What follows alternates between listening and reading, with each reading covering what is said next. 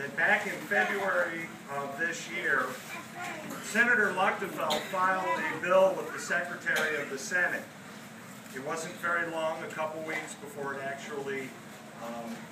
passed. And I'd like to read to you Senate Resolution 84.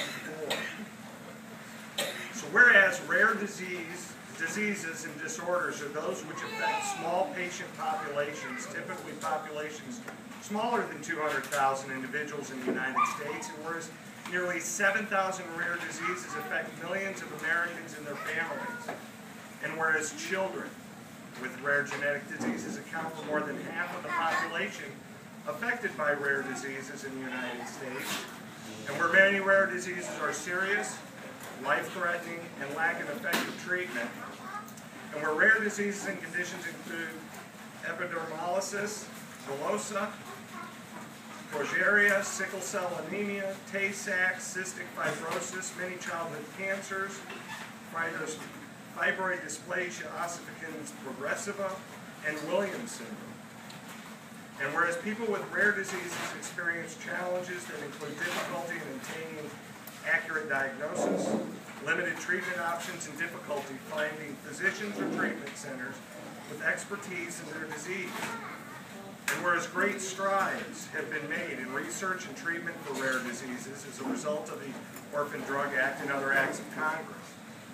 And whereas the United States Food and Drug Administration and National Institutes of Health have established special offices to advocate for rare disease research and treatment. And whereas the National Organization for Rare Disorders, an organization established in 1983 to provide services to and advocate on behalf of patients with rare diseases, was a primary force behind the enactment of the Orphan Drug Act and remains a critical public voice for people with rare diseases.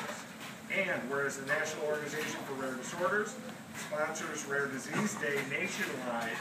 to increase public awareness of rare diseases, and whereas Rare Disease Day has become a global event occurring annually on the last day of February, and whereas Rare Disease Day was observed in the United States for the first time on February 28, 2009, and whereas Rare Disease Day is anticipated to be observed globally in years to come, providing hope and information for rare disease patients around the world. And whereas it's fitting that Illinois Senate joins in this global observance and takes part in the fight against rare diseases, therefore be it resolved by the Senate of the 98th General Assembly of the State of Illinois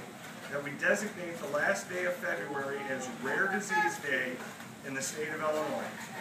And be it further resolved that we recognize the importance of improving awareness and encouraging accurate and early diagnosis of rare diseases and disorders.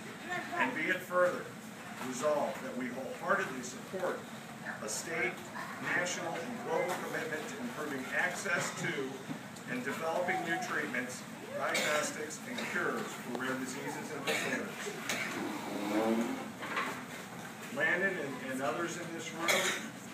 you are very special because not only have you touched the lives of your family members and friends, you've touched the lives of our state legislators, and now we'll be touching the lives of everyone in the state of Illinois. I'd like to present to you the Senate Resolution 84 with the official seal of the Senate to you recognizing rare disease.